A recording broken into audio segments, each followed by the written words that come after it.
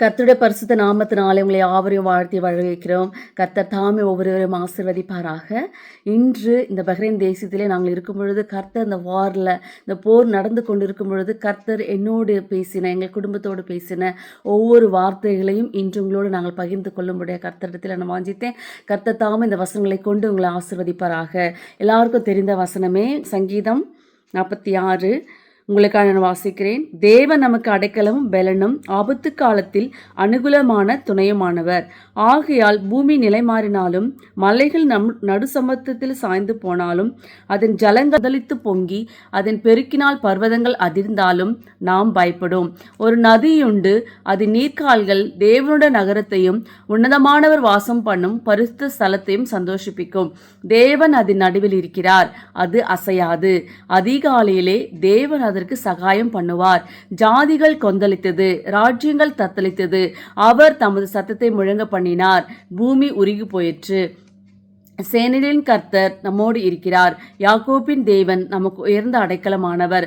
பூமியிலே பாழ்கடிப்புகளை நடப்பிக்கிற கர்த்தருடைய செய்கைகளை வந்து பாருங்கள். அவர் பூமியின் கடைமுனை மட்டும் யுத்தங்களை ஓய பண்ணுகிறார். வில்லை ஒடித்து ஈட்டியை முறிக்கிறார். ரதங்களை நெருப்பினால் சுட்டிருக்கிறார். நீங்கள் அமர்ந்திருந்து நானே தேவன் என்று அறிந்து கொள்ளுங்கள். சேனைகளின் கர்த்தர் நம்மோடு இருக்கிறார். யாக்கோபின் தேவன் நமக்கு உயர்ந்த அடைக்கலமானவர். கர்த்தர் தாமே இந்த வசனத்தை ஆசீர்வதிப்பாராக. இந்த வசனத்தின் மூலமாக ஆண்டவர் தாமே எங்கள் ஒவ்வொருவரையும் பலப்படுத்தி தைரியப்படுத்தி எங்களை சமாதானமாய் இருக்கும் பண்ணும்படியாய் கர்த்தர் இடத்திலே எங்களோடு பேசின, எங்களை ஆறுதல் படுத்தின கர்த்தர் தாமே இன்று பஹ்ரைன் தேசத்திலாக இருக்கட்டும், இது போல சூழ்நிலைகள் இருக்கிற ஒவ்வொரு பிள்ளைகளோடும் கர்த்தர் இந்த வசனங்களை கொண்டு பேசுவாராக. கர்த்தருடைய நாமம் மாத்திரமே மகிமைப்படுவதாக. அடைக்கலமே உமதடிமை நானே, ஆர்ப்பரிப்பேனே ஆக மகிழ்ந்தே, கர்த்தர் நீ செய்த நன்மைகளையே நித்தம் நித்தம் நான் நினைப்பேனே. சங்கீதம் 46:1 இப்படியா பார்க்குறோம். ஆண்டவர் நமக்கு அடைக்கலமான தேவனாய் இருக்கிறார். என்றும் அவர் அடைத்து கொள்கிற ஒரு கோழி எப்படியாக தன் குஞ்சுகளை தன் சிறுகள் கீழே அடைக்கலம் கொடுக்கிறதோ அதுபோல தேவன் நமக்கு அடைக்கலம் கொடுக்கிற தேவனாக இருக்கிறார். எந்த சூழ்நிலையாக இருக்கட்டும், எங்களைப் போல கஷ்டப்பட்டு கொண்டு இருக்கிற எந்த பிள்ளைகளாக இருக்கட்டும், இல்லை குடும்ப சூழ்நிலையாக இருக்கட்டும், எதுவாக இருந்தாலும் அடைக்கலமாக இருக்கிற நம்முடைய கர்த்தராகிய இயேசு கிறிஸ்து ஒருவர் என்பதை நான் நம்பி மலைகள் விலகினாலும் மலைகள் விலகுமா, மலைகள் கூட விலகி போகுமா, நமக்கு மலைகள் கிட்ட போய் நம்ம ஒளிஞ்சிக்கலாம். மேபி இந்த பாம் பிளாஸ்டில் நாங்கள் நினைக்கலாம் எங்கே போகுதுங்களாம், எந்த இடத்துல போய் நம்ம சேஃபாக இருக்கலாம், எந்த இடத்துல நம்ம சேஃபாக இருந்தால் நம்ம மேலே அந்த பாம் விழாது அப்படி நாங்கள் நினைக்கலாம். ஆனால் கர்த்தராக இயேசு கிறிஸ்து மட்டுமே என்னோட அடைக்கலம் என்பதை நம்பி நான் இருக்கிற இடத்துல ஆண்டவர் என்னை அடைக்கலமாக வைப்பார் என்பதை நம்பி எந்த சூழ்நிலைகள் மாறினாலும் ஜலங்கள் கொந்தளித்தாலும் அலைகளை ஓய பண்ணுகிறவர். அலைகள் எப்பயாச்சும் ஓய்ந்து இருக்கிறத நீங்கள் பார்த்துருக்கீங்களா? அலைகள் எப்பவுமே அடிச்சுட்டே இருக்கும் அந்த கடல்ல. ஆனால் அலைகளையும் ஓய பண்ணுகிற கர்த்தராகிய இயேசு கிறிஸ்து சீஷர்களோடு படகுல போய் கொண்டிருக்கும் பொழுது காற்றும் கடலும் அடைத்த பொழுது ஆண்டவர் அந்த அலைகளை ஓய பண்ணினார். அலையாதே என்று சொன்ன பொழுது அந்த காற்றும் கடலும் அமைதலாய் நின்று போனது. கர்த்தர் அதிசயங்களை செய்கிற தேவன் இப்பொழுது நம் மத்தியிலே வாசம் செய்து நம்ம குடும்ப சூழ்நிலை ஆகட்டும், இந்த உலகத்திலே வாழ்கிற ஒவ்வொரு காரியங்களிலும் அலை போல வருகிற ஒவ்வொரு சூழ்நிலையாக இருக்கட்டும், படகாயிருந்து படகு ஓட்டியாயிருந்து நம்முடைய கர்த்தர் நம்முடைய கரைகளை சேர்க்கும் பண்ணும்படியா, நம்ம போக வேண்டிய இடத்தை சேர்க்கும் பண்ணும்படியான தேவன் நம் கர்த்தராகிய இயேசு கிறிஸ்து ஒருவர் மாத்திரமே. இந்த இடத்துல ஒரு பாடல் ஞாபகம் வருகிறது. அலை மோதும் ஆழ்கடலில் அடியே நான் ஒரு சிறு கப்பல், ஆண்டவரே வாருமையா என் கப்பலின் மாலுமியாய், நம்முடைய கப்பலின் நம்முடைய வாழ்க்கையின் மாலுமியாய் நம்மை நடத்துகிறவராய் கர்த்தராகிய இயேசு கிறிஸ்துவை நாம் மாலுமியாய் நம் குடும்பத்தில், நம்முடைய வாழ்க்கையில், நம்ம வேலை செய்கிற இடத்துல, நம்ம போகிற எல்லா ஸ்தலத்திலும் அவரை நம்ம நடத்தும் பண்ணும்படியா நம்ம மாலுமியாய் வைக்கும் பொழுது கர்த்தர் நம்மை போக வேண்டிய இடத்துல சீராய் கொண்டு போய் நம்மை சேர்க்கிற கர்த்தராகிய இயேசு கிறிஸ்து காற்றையும் கடலையும் அதற்றினார். எது நடந்தாலும் அவரால் எல்லாம் செய்ய முடியும். என்ன காற்று அடிக்கட்டும், எந்த பாம் பிளாஸ்டாக இருக்கட்டும். நேற்று நைட்டு கூட நான் தூங்கிட்டே இருக்கேன், இடி விழுற மாதிரி ஒரு சத்தம். ஆனாலும் ஆண்டவர்கிட்ட நம்ம நோக்கி கூப்பிடும் பொழுது, அடைக்கலமாக இருக்கும் பொழுது, கர்த்தர் தான் என் அடைக்கலம், என்னை நம்பும் பொழுது என்னை ஒன்றும் சேதப்படுத்தாது என்பதை நான் விசுவாசிக்கிறேன். இந்த வசனத்தை கேட்டுக்கொண்டிருக்கிற நீங்கள் கூட ஏதோ ஒரு சூழ்நிலையில், இந்த பாம் பிளாஸ்டாக இருக்கட்டும், இல்லை ஏதோ ஒரு குடும்பத்தில் சூழ்நிலைகள், வியாதிகள், கடன் பிரச்சனைகள் எதுவாக இருக்கட்டும், எல்லா சூழ்நிலையிலும் நீங்கள் அடைக்கலமாய் எந்த சூழ்நிலை வந்தாலும் காற்றையும் கடலையும் ஓயம் பண்ணுகிற கர்த்தராகிய இயேசு கிறிஸ்து உங்கள் சூழ்நிலைகளை மாற்ற வல்லவராய் இருக்கிறார். அவரால் எல்லாம் முடியும். சங்கீதம் 46:10 நீங்கள் அமர்ந்திருந்து நானே தேவன். நீங்கள் அலையாதீங்க, நீங்கள் சத்தம் போடாதீங்க. இந்த கப்பலில் சீஷர்கள் கத்துறாங்க, ஐயோன்னு ஓலமிட்டார்கள். ஆனால் ஆண்டவர் சொன்னார், ஏன் இப்படி பயப்படுற, நான் அவங்க கூட இருக்கிறேன்னு அப்படின்னு சொன்ன தேவன் அந்த இடத்துல காற்றையும் கடலை அதற்றினார் அல்லவா? அதுபோல் நான் இப்போ சொல்கிறார் ஏசப்பா, நீங்கள் அமர்ந்திருந்து நானே தேவன் அறிந்து கொள்ளுங்கள். நீங்கள் அமைதியாக இருங்க, நான் தானே தேவன் என்பதை நீங்கள் அறியலையா?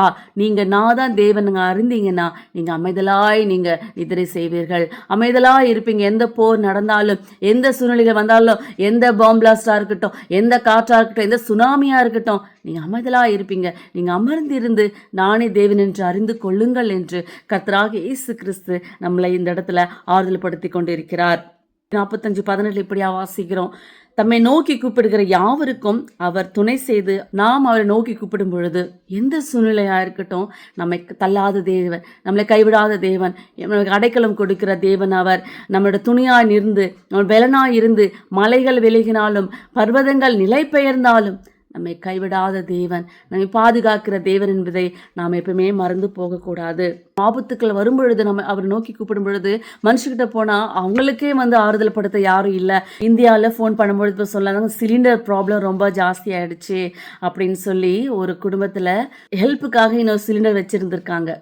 ஸோ இந்த சூழ்நிலை வந்த உடனே என்ன பண்ணிட்டாங்க, என் சிலிண்டரை கொடுத்துருங்க எனக்கு அப்படின்னு சொல்லிட்டு வாங்கிட்டு போயிட்டாங்களாம் கொடுத்தவங்க. ஸோ இந்த குடும்பத்தை நினச்சி பாருங்களேன், கர்த்தர் தாமே அந்த குடும்பத்தோடு அவர் அற்புதம் செய்ய வல்லவராயிருக்கிறார். சிலிண்டர் அவங்க வாங்கிட்டு போயிடலாம், ஆனால் கர்த்தர் நடத்துல ஒரு அற்புதம் செய்வார். எல்லா சூழ்நிலைகளையும் மாற்ற வல்லவர். அந்த குடும்பத்திற்காக நான் கண்ணீரோடு நான் ஜெபிக்கிறேன். கண்டிப்பாக நான் ஒரு நாளைக்கு சாட்சி சொல்வேன் அந்த குடும்பத்தை பற்றி. அந்த சிலிண்டரை மற்றவங்க கொடுத்தவங்க வாங்கிட்டு போயிருந்தாலும் பரவாயில்லை, ஆனால் கர்த்தராகிய இயேசு கிறிஸ்துவை நம்பும் பொழுது, நான் உங்களிடத்தில் பேசும்போது சொன்னேன், நீங்கள் கலங்காதீங்க, இந்த சிலிண்டர் என்ன, ஆண்டவர் உங்களுக்கு போஷிப்பார், உங்களை அப்பமாகிலும் எண்ணெய் ஆகிலும் குறைந்து போகாதபடி உங்களை பாதுகாப்பார் என்று நான் அவர்களோடு பேசும்படியாய் இந்த இடத்துல கர்த்தர் எனக்கு உதவி செய்தார். நான் கண்டிப்பாக நான் ஒரு நாளைக்கு சாட்சி சொல்லுவேன். அந்த கொடுத்தவங்க ஆபத்து காலத்தில் என்ன பண்ணாங்க, தூக்கிட்டு போயிட்டாங்க, வாங்கிட்டு போயிட்டாங்க. ஏன்னா அவங்களுக்கும் தேவை, நம்ம அவங்களையும் ப்ளேம் பண்ண முடியாது. அவங்க ஒரு ஸ்டாண்ட் பையாக கொடுத்துருந்தாங்க, செகண்ட் சிலிண்டராக வச்சுருந்தாங்க. கர்த்தராகிய இயேசு கிறிஸ்து இந்த இடத்துல நமக்கு நினைவு கூட்டுகிறது என்னன்னா, அந்த சிலிண்டர் அல்ல, அந்த கேஸ் அல்ல. நம்முடைய கர்த்தராகிய இயேசு கிறிஸ்து நினைச்சாருன்னா, அப்பமாகிலும் எண்ணெயாகிலும் குறைந்து போகாதபடி காகங்களை போஷிக்கிற தேவன் கர்த்தர் கட்டாயம் அந்த குடும்பத்தில் ஒரு அற்புதம் செய்வார். கர்த்தர் தாமே அந்த குடும்பத்திற்காக நான் ஜெபிக்கிறேன். கர்த்தர் தாமே இந்த இடத்துல அவர்களை ஆசீர்வதித்து அவர்கள் படுகிற கஷ்டங்கள் எல்லாம் மாற்றி தேவன் அற்புதம் செய்யட்டும். ஸோ ஆபத்து காலத்தில் அவரை நோக்கி கூப்பிடும் பொழுது மனுஷர் அந்த சிலிண்டரை வாங்கிட்டு போயிட்டாங்க. ஆனால் கர்த்தராகிய இயேசு சொல்கிறாரு, ஆபத்து காலத்தில் என்னை நோக்கி கூப்பிடு, அந்த குடும்பத்திற்காய், ஆபத்து காலத்தில் இருக்க அந்த குடும்பத்திற்காக நான் ஜெபிக்கிறேன். நீங்களும் உங்கள் ஜெபத்தில் நீங்கள் ஜெபித்து கொள்ளுங்க, நினைவு கூர்ந்துக்கோங்க. ஆண்டவர் கட்டாயம் அவளுக்கு உதவி செய்வார், அடைக்கலமாயிருப்பார், பலனாயிருப்பார், அவர்களை போஷிப்பார். நான் எப்படி நெக்ஸ்ட் இந்த இத்தனை பிள்ளைங்க நான் வீட்டில் வச்சுருக்கிறேன்னு, கேஸ் இல்லாமல் நான் எப்படி கஷ்டப்படுவேன் அப்படின்னு வருந்து கொண்டு இருக்கிற அந்த குடும்பத்திற்கு ஆண்டவர் ஒரு அற்புதம் செய்வார். இது போல கலங்கி தவித்து கொண்டிருக்கிற ஒவ்வொரு பிள்ளைகளுக்கும் கர்த்தர் தாமே கிருபை செய்வாராக. அவர் உண்மையாய் நோக்கி கூப்பிடும் பொழுது, நம்பிக்கையாய் நோக்கி கூப்பிடும் பொழுது கர்த்தர் கட்டாயம் அவர்களுக்கு உதவி செய்வார். தம்மை நோக்கி கூப்பிடுகிற யாவருக்கும் கர்த்தர் சமீபமாய் இருக்கிறார்.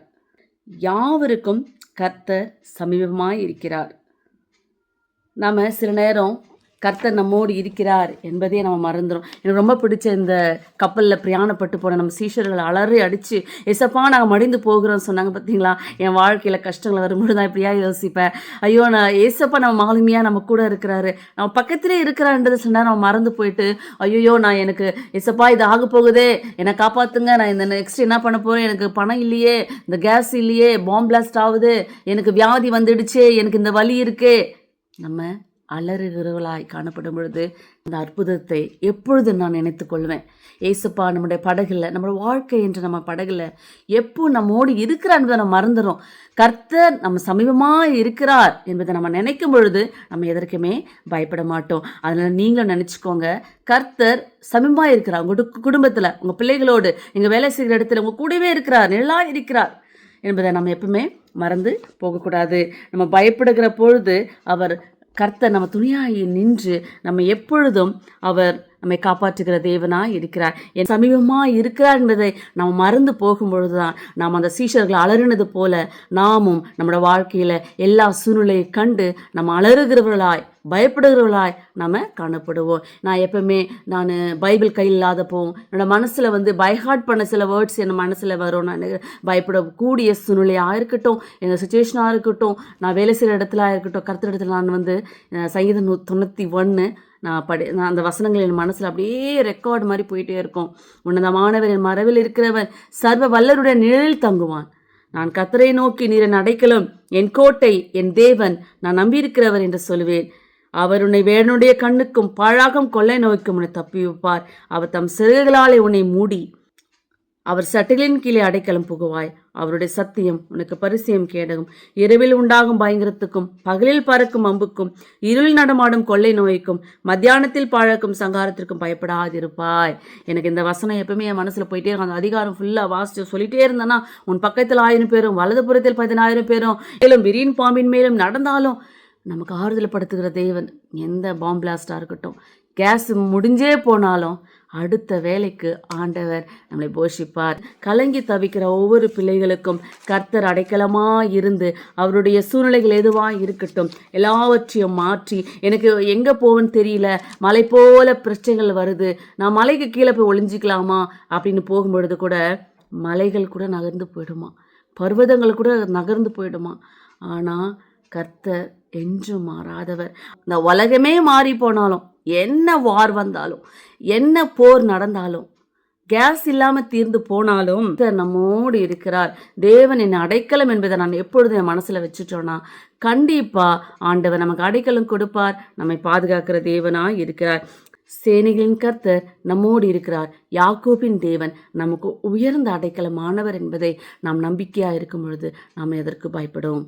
இந்த வசனத்தின் மூலமாக ஆண்டவர் உங்களோடும் உங்கள் குடும்பத்தோடும், நீங்கள் வேலை செய்கிற இடமா இருக்கட்டும், இந்த சூழ்நிலையாக இருக்கட்டும், எல்லா சூழ்நிலைகளையும் மாற்றி உங்களோடு பேசினார் என்பதை நான் நம்புகிறேன். கர்த்தர் தாமே ஒவ்வொருவரையும் ஆசீர்வதித்து எல்லா சூழ்நிலைகளையும் மாற்ற வல்லவராயிருக்கிறார். இந்த பஹ்ரைன் தேசத்தில் கூட நாங்கள் இந்த வாரில் இருக்கிறோம். எங்களுக்காக நீங்கள் ஜெபித்து கொள்ளுங்க.